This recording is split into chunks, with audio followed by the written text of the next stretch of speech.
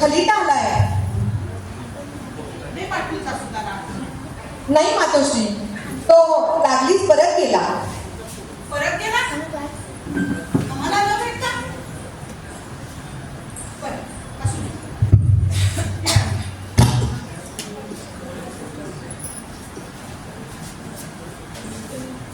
शनिवारवाड्यातून कोणाचा खलिता आला आहे?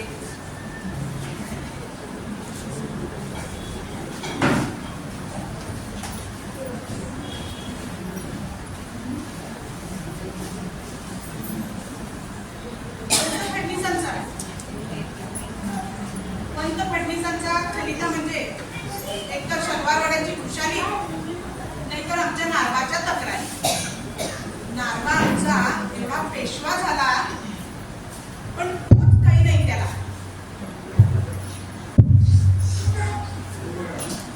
काय म्हणतात म्हणतो,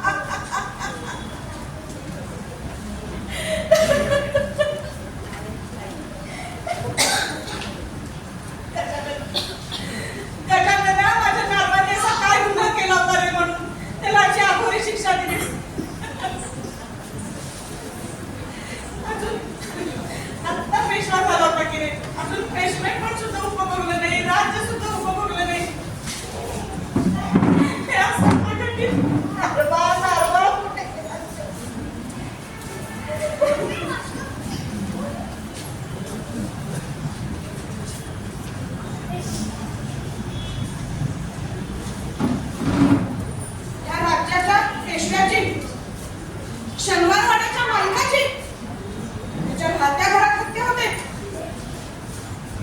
कुणी केलंय पुस्तक? कसं घडलं हे असं? कुठं गेले होते पेशव्यांचे खासे अंगरक्षक? कुठं गेले होते सरदार? कुणी अडवं कसं नाही आलं? कुणी थांबवलं कसं नाही मारेकऱ्यांना? मारेकरी वाड्यात आलेच कसे? कुणी थांबवलं कसं नाही? कुणी अडवं कसं आलं नाही? कुणी अडवं कसं आलं नाही? माझा नारका नागपरी गेला.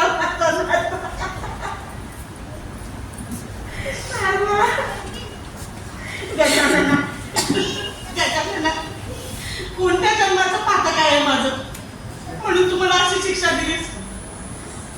माझ्या डोळ्यासमोर माझे स्वामी, माझे चारही पुत्र असे घेऊन गेलास. ते यशवंताचा चेहरा सुद्धा आठवत नाही, पण माझा विश्वास, माझा माधव.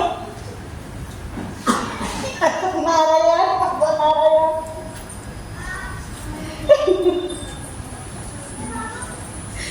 बायजा, काय सांगू बायजा, राऊ स्वामींनी एवढा मोठा शनिवारवाडा बांधला, मोठा डौलदार शनिवारवाडा.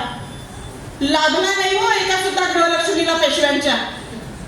मी काय, माझ्या सासूबाई काशीबाई काय, सदुभाऊजींची पार्वती काय, विश्वासरावाची लक्ष्मी, माधवाची रमा, माझी सवत राधा. सवत कसली ग, माझ्या मुलीच्याच वयाची. सगळ्यांच्या नशिबी हे काय आहे, घर वाढवून ठेवलंय.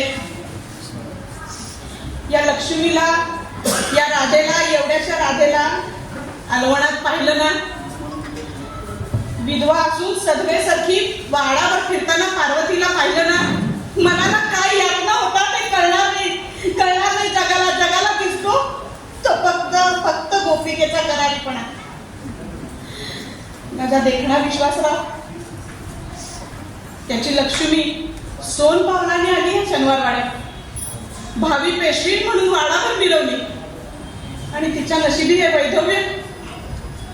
माधवाची रमा पुण्यवान माधवाबरोबर निघून गेली. पण आता या गंगेनी कोणाच्या तोंडाकडे बघून जगायचं, नाना नाही कोणाच्या तोंडाकडे बघून जगायचं. गोपिके, गोपिकाबाई, पेशवीबाई, तुम्हीच जबाबदार आहात या सगळ्यांना. स्वामी, स्वामी, हा तुमचाच आवाज आहे ना स्वामी. स्वामी, तुम्ही तरी नका हो असा दोष लावू. तुम्ही तरी नका अशी दुष्ण देऊ मला. पानिपतच्या वेळेचा प्रसंग लख आठवतोय. त्यावेळेस वाटलं होतं सदुभाऊजींनी पानिपतावर विजय मिळवला तर स्वामींच्या माघारी सदुभाऊजी पेशवा होते. मग माझ्या विश्वासाने काय करायचं? का विश्वासरावांनी आयुष्यभर काकाची चाकरीच करायची? नाही, ते या गोपिकेला मान्य नव्हतं. म्हणूनच सगळ्यांच्या मर्जी विरुद्ध पानिपतावर पाठवलं मी विश्वासरावाला. सदुभाऊजी निरोप घ्यायला आले. हात जोडून म्हणाले, वहिनी साहेब नका पाठवू विश्वासाला पानिपतावर. का असा हट्ट करता?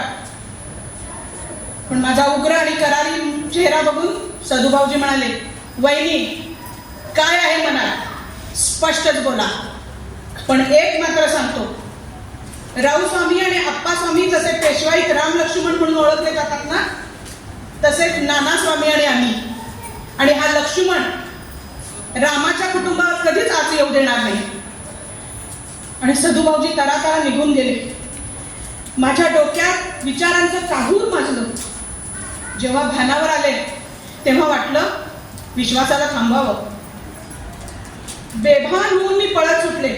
चौक वाडे ओलांडत दिल्ली दरवाजापर्यंत जाऊन पोचले. पण तोपर्यंत खूप उशीर झाला होता. फौज केव्हाच मार्गस्थ झाली होती. मग वाटलं खलिता पाठवून विश्वासाला माघारी बोलावं. पण नाही, यात गोपिकेचा दुबळेपणा जगाला दिसला असता. पण सगळंच चुकलं. माझा विश्वास मोठ्या आत्मविश्वासाने गेला होता पानिपतावर. परत नाही आला.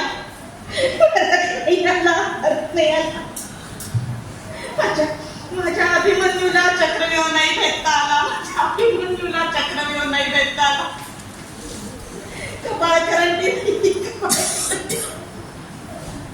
परमेश्वरा तू तरी कसा तुझा न्याय आहे? अशी फोडकी आणि निपुत्रित करण्यापेक्षा मला का नाही उचललंस?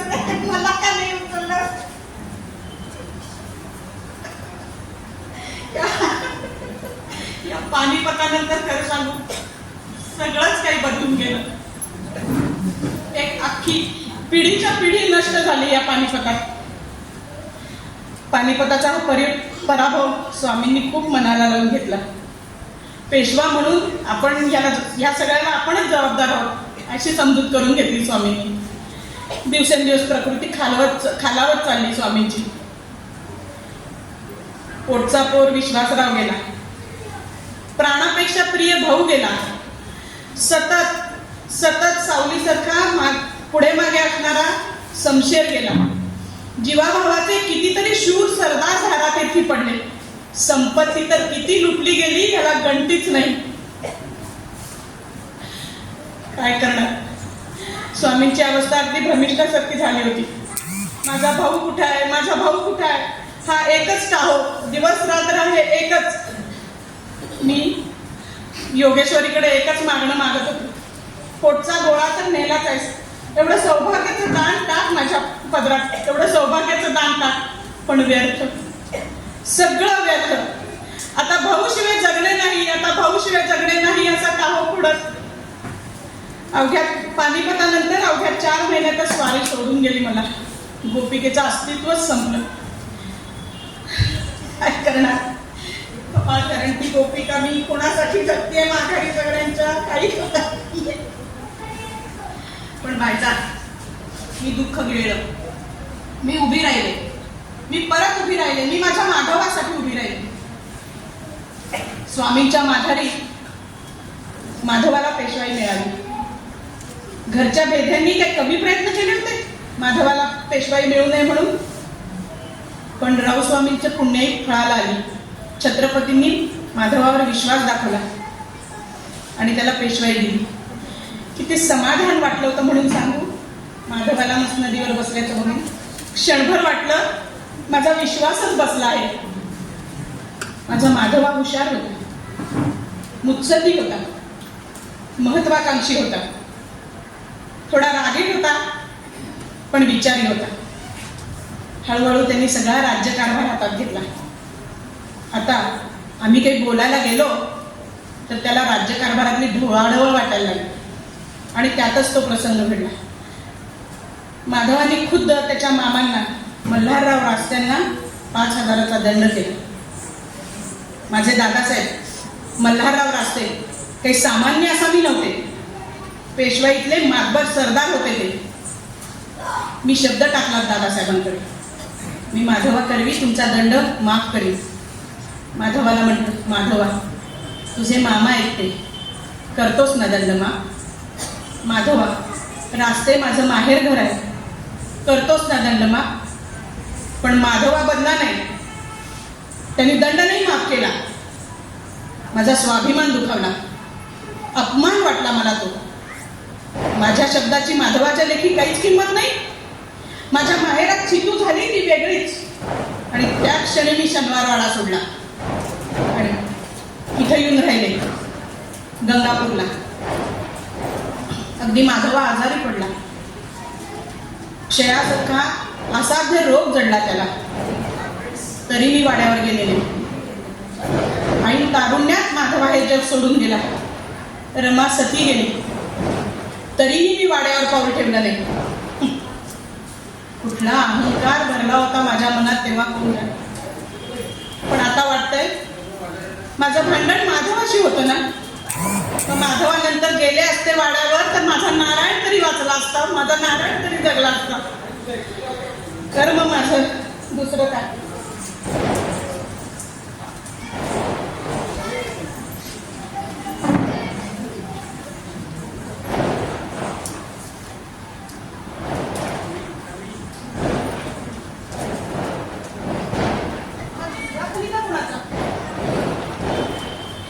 अरे माझा कर्म, आता आधी आणि काय लिहून ठेवलं ह्याच्यात? गंगेचं तर काही बरं वाईट झालं नाही सर.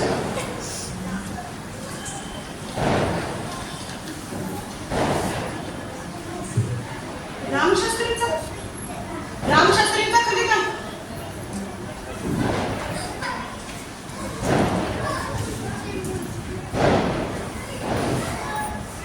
या सर्व कारस्थानाचे सूत्रधार आहेत रघुनाथराव बाजीराव भट. रघुनाथराव बाजीराव भट. रघुभाऊजी, रघुभाऊजी तुम्ही? रघुभाऊजी काय केलं ते? रघुभाऊजी काय केलं? पेशवाई गाबीज करतील म्हणून सदुभाऊजींना आयुष्यभर पाण्यात बघितलं. ते सदुभाऊजी कधी कर्तव्याला चुकले नाही. पण रघुभाऊजी तुम्ही तर सख्खे नाव. किती विश्वासाने सोपवलं होतं नारायणाला तुमच्या हातात. आणि हे काय करून बसलात रघुभाऊजी? हे काय करून बसलात रघुभाऊजी? काय करून बसलात?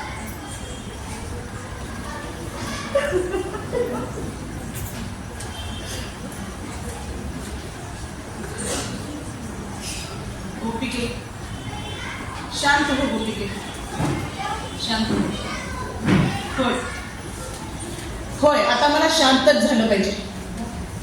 कारण आता मी कोणाची मुलगी नाही, आता मी कोणाची बहीण नाही, आता मी कोणाची पत्नी नाही, पेशवी तर नाहीच नाही, आणि आता मी कोणाची आई पण नाही. सारे सारे बंध तुटले. आता गोपिकेला शांतच झालं पाहिजे. गोपिकेला शांतच झालं पाहिजे. गोपिकेसाठी मोक्षाचा मार्ग गोपिकेला शांतच झालं.